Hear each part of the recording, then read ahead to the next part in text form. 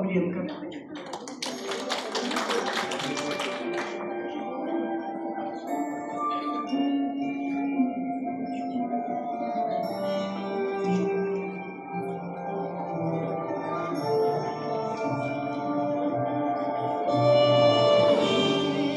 Через горько высоко ждет голуба казака.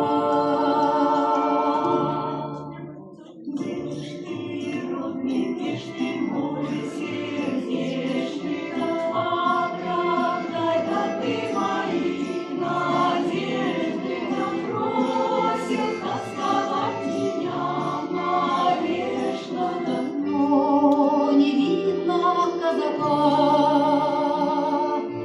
только реченька река. Реченька река, да море, да сердце девичье утешны в горе, да ой, нелегкая добавя доля. Но молчит сестра река, крут и мрачные берега. Уж месяц ясный в небе светит, да казак на дому, что ты да не едет было, что ли где кого приметит.